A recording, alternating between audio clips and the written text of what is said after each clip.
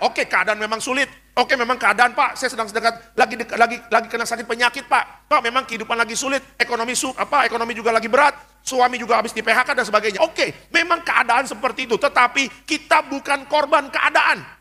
Ya kan, kita adalah orang-orang yang lebih dari pemenang. Artinya apa? Walaupun keadaan sulit, Tuhan sanggup merubah yang buruk menjadi yang baik bagi orang yang percaya kepadanya. Amin ya. Inilah yang menjadi modal utama bagi Bapak Ibu dan saya untuk bisa berjalan di dalam iman. Ya, berapa kali saya katakan di mimbar ini, ya perjalanan iman tidak akan pernah mudah. Makanya saya ketemu dengan orang-orang yang dulu non-believer, sekarang menjadi believer. Dulu belum percaya Yesus, sekarang ikut Yesus. Mereka mengatakan, Pak Pendeta, 1 tahun saya menjadi orang percaya. Waduh, itu namanya tantangan demi tantangan luar biasa. Belum pernah saya dapatkan waktu saya dulu belum percaya Yesus. Tetapi ketika saya percaya Yesus, Tuhan izinkan saya menghadapi tantangan. Wah, itu begitu berat Pak. Saya katakan, selamat datang Pak dalam perjalanan iman. Perjalanan iman tidak akan pernah mudah. Perjalanan iman tidak akan pernah membuat Bapak Ibu dan saya bisa tertawa seterusnya. Tapi ada air mata di situ. Tapi kalau kita bisa menyelesaikan perjalanan iman ini, apa yang Alkitab katakan? Tuhan akan memberikan mahkota kehidupan bagi kita semua. Amin ya. Kita bukan korban keadaan. Ya, keadaan boleh sulit, keadaan boleh sukar. Tapi orang yang lebih dari pemenang, dia tetap punya pengharapan dan tetap akan melihat Tuhan pasti akan menolong orang-orang yang percaya kepadanya. Amin. Kasih tepuk tangan yang meriah untuk Tuhan Yesus. Hari ini Tuhan mau Bapak Ibu dan saya membereskan ketakutan itu dengan apa? Dengan membaca Alkitab, percaya akan janji Tuhan. Karena kalau engkau percaya kepada janji Tuhan, silent killer itu tidak akan pernah berkuasa dalam hidup kita. Engkau tidak hidup dalam ketakutan. Waktu kita percaya akan janji Tuhan, imanmu akan bangkit dan kita akan menang dalam segala perkara. Amin. Kasih tepuk tangan yang meriah untuk Tuhan Yesus. Ya, banyak orang Kristen hidupnya gak pernah baca Alkitab, matinya bawa Alkitab Bapak Ibu. Ngapain? Ya kan, waktu hidup Alkitab dibiarin di rumah, Alkitab dibiarkan berdebu. Ya kan, tapi waktu mati, tolong dibawa Alkitab dulu dipetik. Wah, seakan-akan rohani kan, wah begini mati. Orang Kristen hidup baca Alkitab, mati dijemput malaikat jadi warga sorga. Amin. Kasih tepuk tangan yang meriah untuk Tuhan Yesus. Orang yang mau berjuang bersama Tuhan, Tuhan pasti akan tolong orang-orang itu. Ya, makanya dasar firman-Nya jelas, Amsal 24 ayat 16. Alkitab mengatakan apa? Sebab 7 kali orang benar jatuh, namun ia bangun kembali. Ya, orang benar tidak selalu kuat menghadapi tantangan. Orang benar tidak selalu kuat menghadapi masalah. Ada kalanya kita capek, ada kalanya kita lelah, tapi ada kalanya kita bisa terpuruk. Tetapi orang benar anti untuk apa? Menyerah dengan keadaan. Makanya Amsal mengatakan sebab 7 kali orang benar jatuh, namun ia bangun kembali. Ya, siapapun yang masa lalunya gagal, saya ingin katakan, ayo bangkit Pak, ayo bangkit Bu.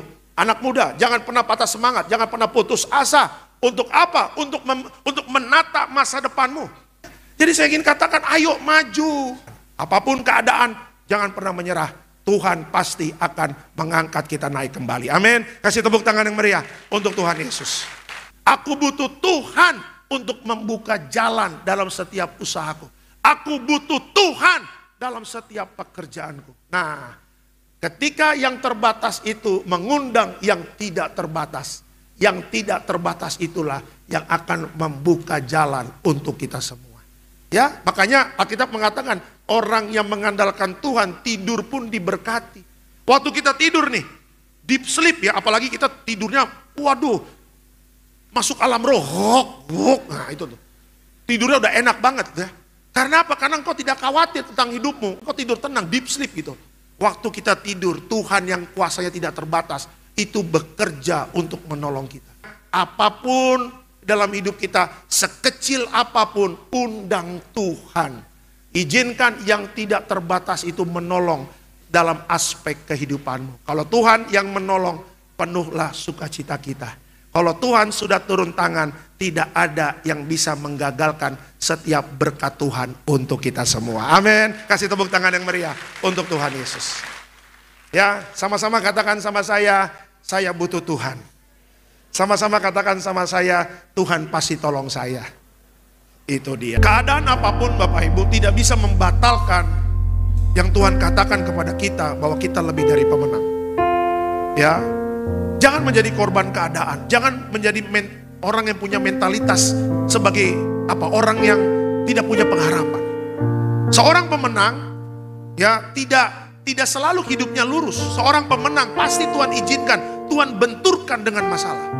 Tetapi mereka tidak pernah takut menghadapi masalah. Kenapa? Karena janji Tuhan. Yesaya 41 ayat 10, Tuhan selalu menyertai kita.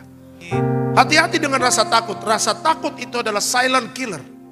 Ya, kita bisa mati pelan-pelan Bapak Ibu. Hidup kita tidak bisa sukacita, hidup kita tidak bisa damai sejahtera. Kalau orang hidup dalam ketakutan, dikuasai dengan ketakutan, kekhawatiran terus hidup kita. Ya, percayakan hidupmu kepada janjinya. Kalau Tuhan sudah berjanji, Tuhan pasti akan menggenapinya. Ya, yang kedua Bapak Ibu, jangan pernah kalah. Kalau kita jatuh, bangkit. 7 kali orang benar, dia akan bangkit kembali. Kenapa? Karena dia tahu Tuhan tidak pernah meninggalkan orang yang berharap kepadanya. Ya, lihat masa lalu kita pernah jatuh, kita pernah gagal. Tapi kenapa kita bisa survive sampai tahun 2025? Kalau dulu kita pikirin masalah kita, aduh Tuhan berat sekali, tidak mungkin kami bangkit, tidak mungkin kami bisa berjalan lagi dalam iman. Tapi Tuhan mampukan kita semua. Kita pernah sulit dalam keuangan, mungkin kita pernah sakit, tubuh kita sakit, dokter mengatakan mungkin kesembuhan cuma 20%. Tapi kenapa kita masih bisa hidup? Karena Tuhan masih punya rencana yang panjang untuk hidup kita. Ya, dan yang ketiga Bapak Ibu, andalkan kuasa Tuhan. Tuhan tidak bisa bergerak kepada orang yang selalu mengandalkan diri sendiri, karena Tuhan menghargai kehendak bebas manusia. Tapi sebagai anak Tuhan, sadar dan sadarlah, kita ini banyak keterbatasannya. Kita ini banyak kekurangannya. Andalkan Dia. Dia sangat senang untuk menolong anak-anaknya. Andalkan Tuhan. Jangan pernah kita merasa kita hebat, kita pintar, kita cerdas, akhirnya kita lupa sama Tuhan. Orang yang lupa sama Tuhan, hidupnya akan hancur. Tapi orang yang selalu mengandalkan Tuhan, lihat masa depannya diberkati Tuhan. Amin. Beri kemuliaan untuk Tuhan Yesus. Kalau ikut Tuhan gak bisa instan. Ya, kalau ikut Tuhan gak bisa buru-buru. Karena waktunya Tuhan dengan waktunya kita berbeda. Memang ada kalanya Tuhan saya ingin menyerah. Kenapa Tuhan waktunya lama sekali? Bagi Tuhan bukan lamanya, bukan cepatnya, tapi bagi Tuhan adalah prosesnya. Itu yang indah, yang baik di hadapan Tuhan. Tapi anak Tuhan suka nggak kuat dalam prosesnya. Itulah yang membuat kita akhirnya banyak yang lari dari Tuhan. Ya, jangan lari dari Tuhan. Tetap dekat sama Tuhan. Nikmati prosesnya. Apapun jalan yang kita hadapi, jalan buntu apapun, Tuhan membelah laut. Tuhan juga bisa membelah laut, memberikan jalan bagi kita semua. Amin. Kasih tepuk tangan yang meriah untuk Tuhan Yesus. Ya, ada kalanya ketika Bapak Ibu dan saya menghadapi rintangan, berapa kali kita bersungut-sungut. Ya, jujur-jujuran aja, Tuhan kenapa sih begini? Ya kan, Tuhan kenapa sih begitu? Kenapa sih Tuhan capek banget, ini masalah kok datang silih berganti? Rintangan kok gak habis-habis Tuhan? Ya kan, masalah kok gak habis-habis seperti gelombang laut yang tidak pernah putusnya. Berkat seperti gelombang laut aku mau, tapi masalah seperti gelombang laut, tolong dibantulah Tuhan. Ya kan? Rintangan yang Tuhan izinkan terjadi, itu bukan penghambat masa depan Bapak Ibu dan saya. Justru itu adalah batu loncatan bagi Bapak Ibu dan saya untuk mendapatkan promosi di masa depan kita. Amin ya. Ada kalanya Tuhan taruh kita di dalam rintangan-rintangan yang berat. Sebenarnya Tuhan punya rencana yang baik buat kita. Tapi kita sudah terlalu buru-buru menyimpulkan sesuatu. Ini bukan bukan menjadi berkat, tapi menghancurkan kita. Tidak ada rencana Tuhan yang jelek bagi setiap anak-anaknya. Ya, tidak ada rencana Bapa di sorga yang jelek bagi anak-anaknya. Jadi saya katakan Tuhan itu adil Bapak Ibu. Tuhan itu adil. Dan Dia tidak pernah salah untuk memberkati orang-orang yang percaya kepadanya. Ya, jadi rintangan Bapak Ibu tidak bisa menghambat berkat Tuhan. Ya, rintangan itu justru membuat Bapak Ibu dan saya masuk kepada tujuan Tuhan yang lebih besar. Amin. Kalau Israel dikasih tanah perjanjian, Bapak Ibu dan saya dikasih berkat besar di tahun 2025 ini. Amin. Beri kemuliaan untuk Tuhan Yesus. Jangan pernah menyerah ketika kita menghadapi rintangan ya. Jangan pernah menyerah waktu kita menghadapi masalah. Bapak-bapak yang bekerja tetap fight Pak. Ya, ibu-ibu yang berjuang untuk rumah tangga, Bu, tetap fight. Tetap percaya Tuhan pasti tolong. Anak-anak muda yang mencari pekerjaan belum dapat, tetap berjuang.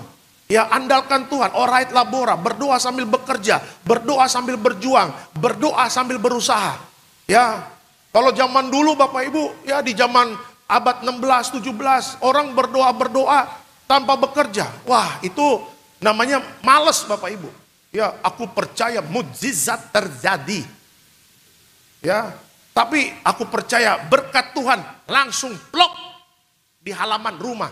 Jangan pernah mimpi, ya kan? Kalau nggak ada perjuangan. Ya, doa tanpa berusaha itu namanya malas. Tapi usaha tanpa doa itu namanya sombong. Ya, makanya doa dan berusaha, doa dan bekerja, doa dan berjuang itu harus satu paket. Ya, karena orang yang berdoa, dia pasti akan melakukan yang terbaik untuk Tuhan. Kalau dia berdoa, menghadapi rintangan, dia tidak takut. Karena Tuhan selalu menolong orang yang berharap kepadanya. Amin. Kasih tepuk tangan yang meriah untuk Tuhan Yesus. Semua pasti pernah menikmati berkat Tuhan. Semua pasti pernah melihat pertolongan-pertolongan Tuhan. Yang waktu bapak-bapak datang ke Jakarta mungkin 20 tahun yang lalu, 30 tahun yang lalu. Bagaimana cara Tuhan menolong kita. Ya, menolong bapak-bapak yang datang dari daerah ke Jakarta. Pak, masih ingat gak ketika Tuhan membuka jalan untuk bapak-bapak di sini?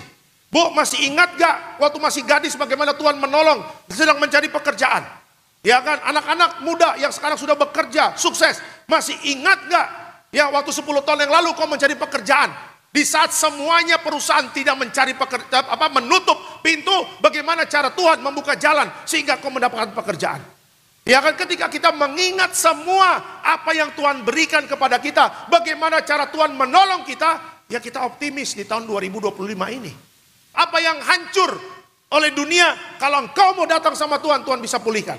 Apa yang rusak oleh setan, kalau engkau datang sama Tuhan, Tuhan bisa pulihkan. Ya, walaupun hidup kita benang kusut, sehancur-hancurnya, kalau sama Tuhan, tangan Tuhan sendiri yang akan memulihkan hidup Bapak Ibu dan saya. Dia sendiri yang akan membuat jalan di saat Bapak Ibu dan saya tidak melihat jalan di dalam hidup kita. Berapa kali kita lupa berdoa, tapi Tuhan tidak pernah lupa untuk memberkati kita.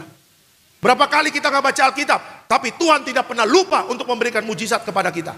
Berapa kali Bapak Ibu mungkin kita lupa ke gereja. Ini hari apa ya? Oh, hari Minggu ya? Oh ya, emang ada gereja? Sampai lupa begitu Bapak Ibu. Sampai orang Kristen bilang, emang hari Minggu ada gereja? Saking lupanya tuh. Karena apa? Karena duitnya semakin banyak. Lupa untuk ke gereja. Ya, makanya kadang-kadang Tuhan izinkan, oke, 2024 dagangannya udah bagus, tapi aku lihat orang ini makin jauh dari aku. Ya udahlah, Januari kita turunkan dikit omsetnya ya. Ya kan? Turunkan dikit ya. Ya udahlah, sedikit minus. Ya kan? Gak apa-apa. Aku tetap menjaga orang ini. Ya, agar tetap lagi bukan dia mencari keuntungan doang, bukan hanya mencari cuan, tapi biarlah hati dia tetap melekat kepadaku. Itu yang Tuhan cari, amin. Selama Tuhan yang pegang kendali hidup kita, jalan boleh ditutup, jalan tidak terlihat, tapi kalau Tuhan sudah buka jalan, tidak ada yang bisa menutupnya, amin. Kasih tepuk tangan yang meriah untuk Tuhan Yesus. Ya, jadi Tuhan memberikan jalan saat kita tidak melihat jalan, ya. Kalau kita tidak melihat jalan, ya jangan pesimis. Ya, kita koreksi hidup kita. Kenapa ya kalau kita tidak melihat jalan? Kenapa banyak yang tertutup ya? Oh, rupanya ada indikatornya. Oh, kita terlalu nyaman dengan berkat Tuhan.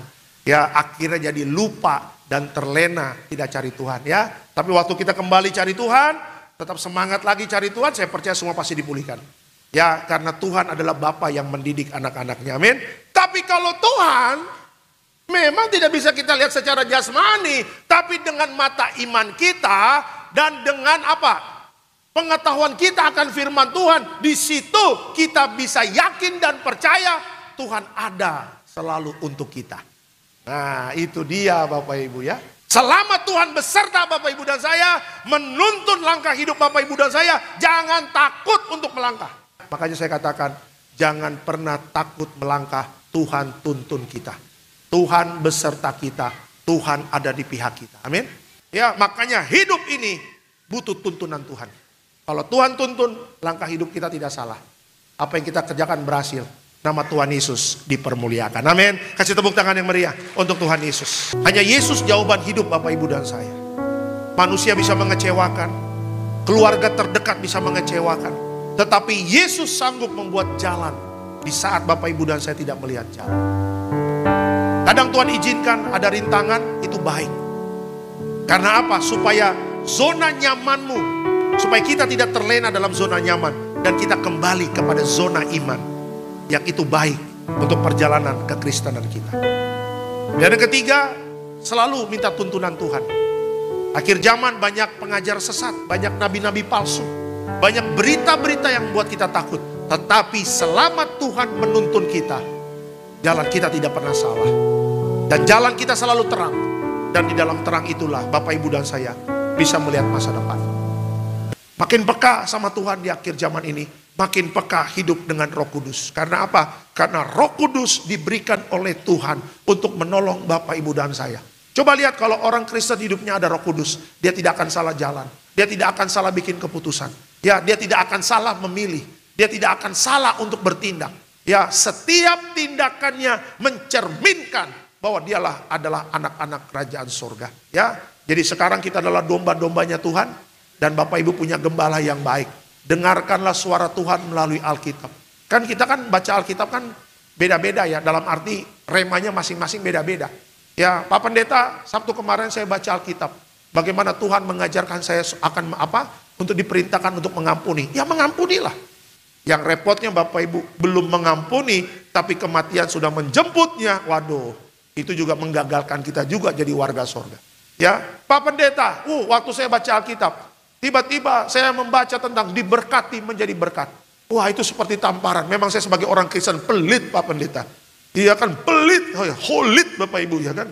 Ya kan, tetapi ketika saya membaca bagaimana Abraham, ya, dia menjadi bapa banyak bangsa. Dia diberkati untuk menjadi berkat. Oh, saya bertobat dari pelit saya. Saya mau menjadi pribadi yang murah hati. Dan dia lakukan itu. Itu taat namanya, mendengar suara Tuhan. Kalau hari ini kita diberkati Bapak Ibu, itu karena apa? Keputusan kita, mungkin 5 tahun, 10 tahun di belakang.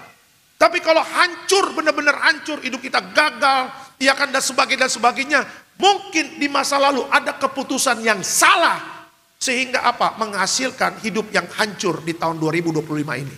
Ya kan? Nah, Tuhan mengajarkan kepada Bapak, Ibu, dan saya, jangan salah bikin keputusan. Ya, keputusan hari ini berbicara ke depan. Yesus datang bukan masa lalu Bapak Ibu.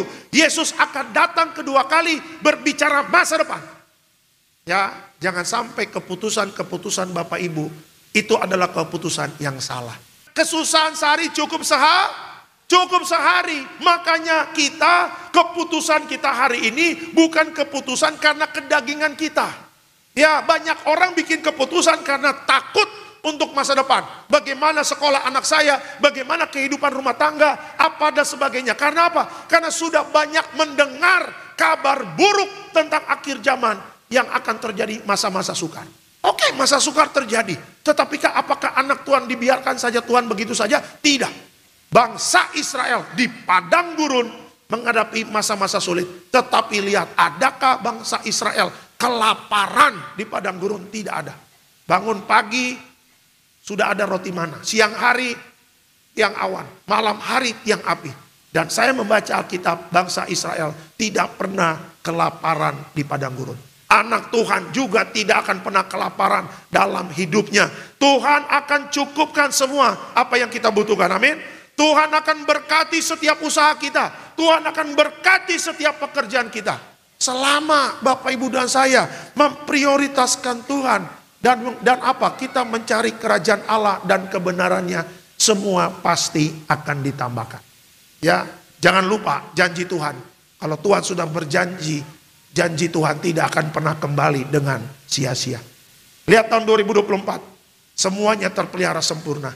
Kadang-kadang Tuhan izinkan ada kesulitan, iya. Lihat zaman COVID kemarin, sulit gak hidup. Tapi akhirnya badai bisa berlalu, bisa kita lewati dengan baik. Ya, makanya cari dahulu kerajaan Allah dan kebenarannya.